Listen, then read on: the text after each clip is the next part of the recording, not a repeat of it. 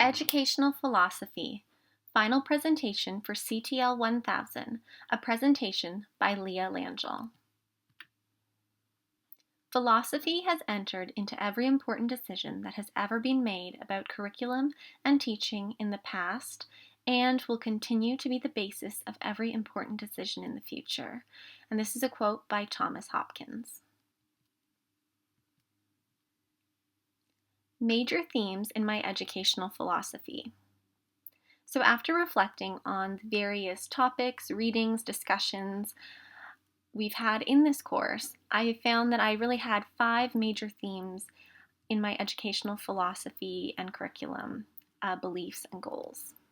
So the first one was organization, then creativity, student-focused curriculum and learning initiatives, cooperation, and preparation for later life outside of school. Organization. When planning course curriculum, the behavioral approach is highly beneficial. This approach focuses on organization, models, paradigms, and logical progression. It is important to remember that curriculum is meant to teach and serve students who all enter the classroom with different educational backgrounds, learning needs, and preferences. So while the behavioral approach is highly beneficial and a lot of organization and planning needs to go into curriculum and educational development, it is also important to note that all students are very different and they are not a one-size-fits-all solution will never exist and will never be successful. We really have to look at students as individuals who have individual needs and preferences. Creativity. Creativity in schools is highly important and beneficial to student growth and mental health. Many subjects in schools are de-emphasized, while others are highly promoted, as identified by John Dewey and Boyd Bode. This is very concerning and does not promote a democratic, egalitarian curriculum.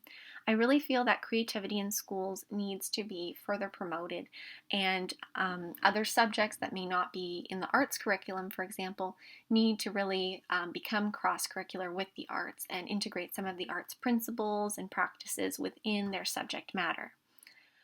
And I also think that all subjects should be valued equally by educational practitioners, and preference should not be displayed of any kind or value between one subject compared to another. I think that should be left up to students to develop their own preferences, goals, and learning needs and preferences when selecting courses, for example. Student-focused curriculum and learning initiatives. Students should also play an active role in project planning and implementation in schools. This concept of student-centered learning was thoroughly examined by Kilpatrick, who emphasized students taking an active role in curriculum development. So this connects with the previous topic where I stated that students should have an active role and a say in their course selection and the value of subjects to them personally. I also feel that they should have an active role in developing their assignments, their projects, and the overall curriculum for their courses. Cooperative planning is an important aspect of this. I really feel that students need to learn to work together both with their peers and with professionals. Student-specific needs should be diagnosed early on in the course, and a specific plan for learning should be developed for the students. So in our schools currently, students who are identified as having special education needs have an individual education plan, an IEP. However, students who are not identified do not have a specific personal learning plan. However, they may have learning preferences.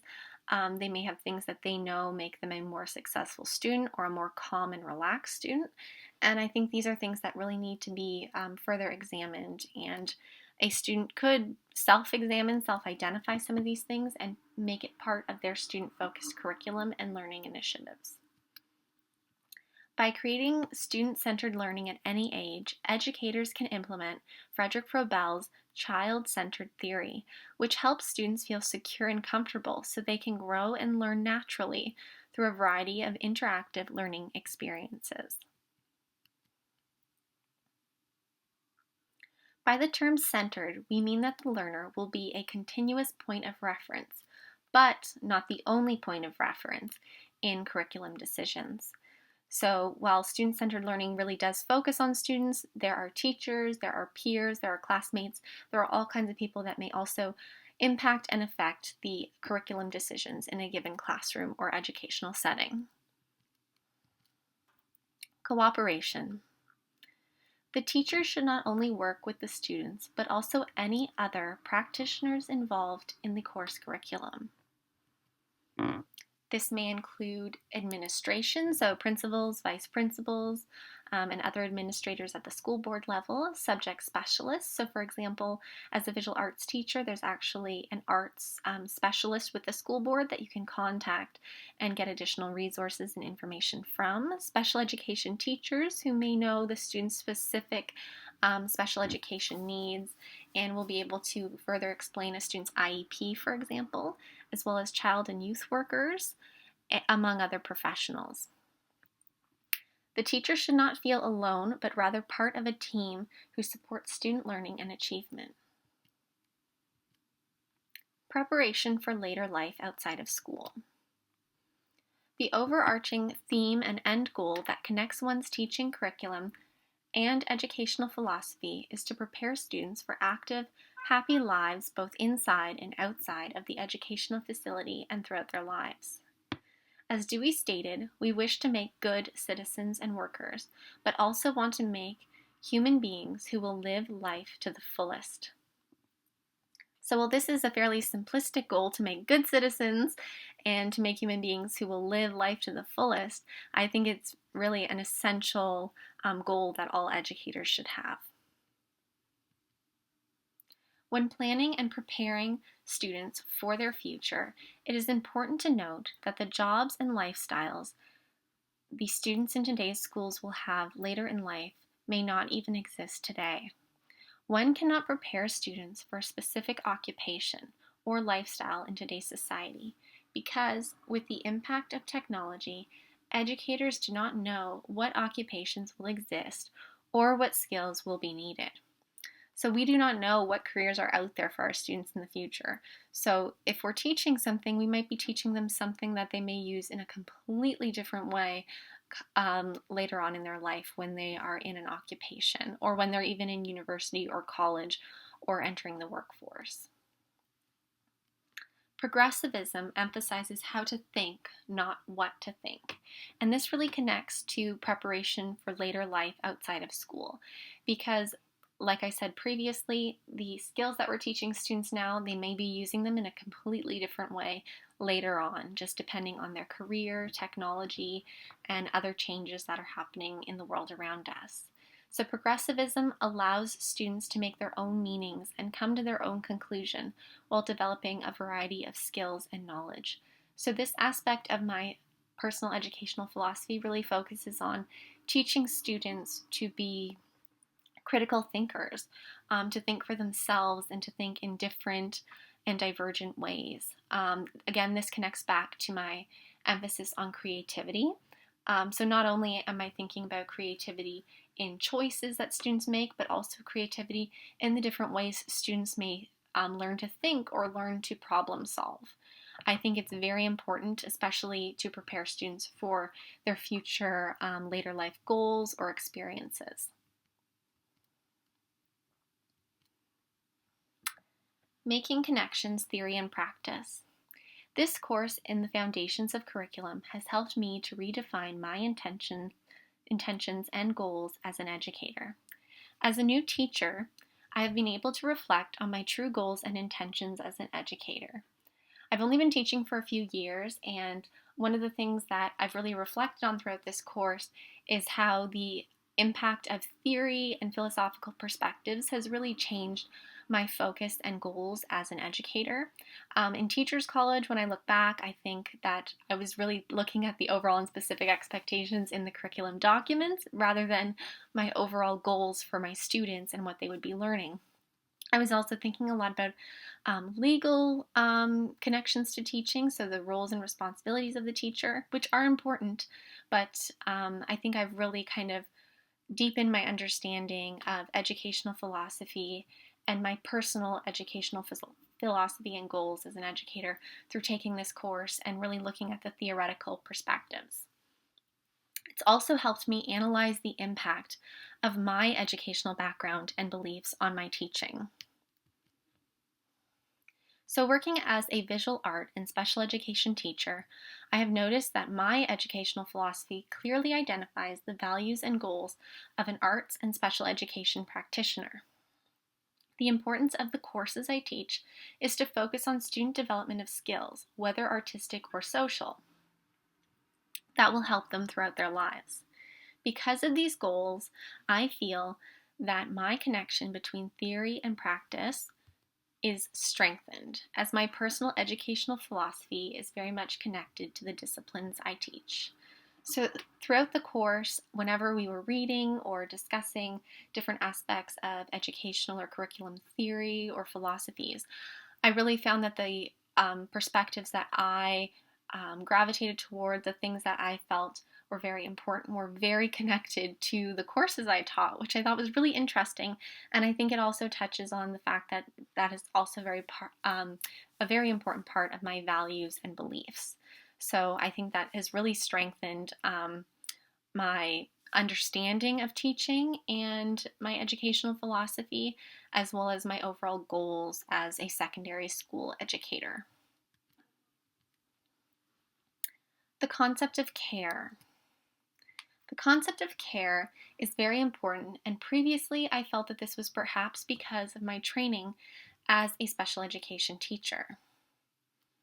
I now understand that there are many educators and theorists that agree with this focus of care, such as Nell Noddings.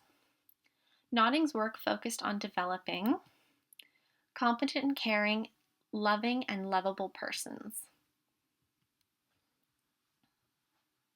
Much of this course has helped me realize that my very humanistic values do have a place in secondary schools, even though the current curriculum organization and focuses may not necessarily reflect these values.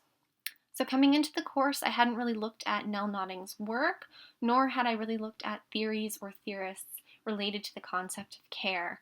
And after learning about different concepts related to care, teaching empathy, and even some of the theorists that examine social skills, I really can see that there are many theoretical perspectives that connect with my personal beliefs of education, and much of them were very humanistic values, which I thought was very interesting, and I was very glad that I learned about these theorists. A question from this course that has truly impacted my teaching, practice, and philosophy is, what do I, as an educator, want to change or impact in my students? Well, I want to create a safe, social, and experiential learning environment, as discussed previously. I also want to reinforce my humanist philosophical beliefs. A theorist that has also influenced my educational philosophy is Johann Herbart. The chief goal of his philosophical perspective was to create a good person who had many interests. And again, like the quote that I shared previously from Dewey, this is a very simplistic goal, but I think it's a very important goal for all educators.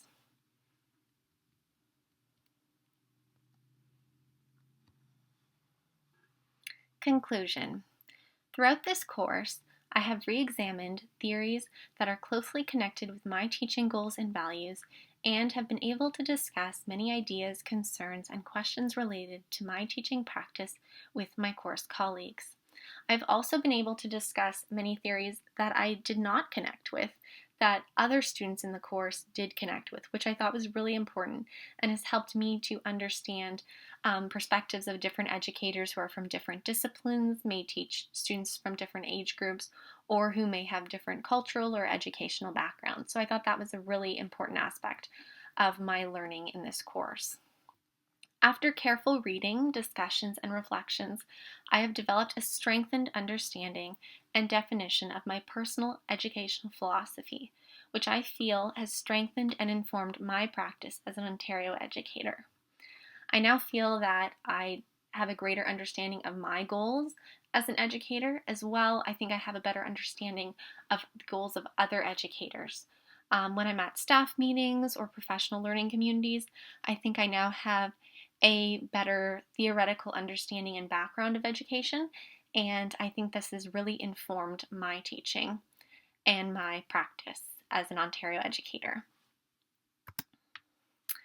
These are the references that I used throughout my presentation, and that concludes my presentation. I hope you enjoyed it, and I look forward to seeing everyone else's presentations at the end of the course. Thank you so much for watching. Please comment in the course forum if you want to add any comments or if you have any questions.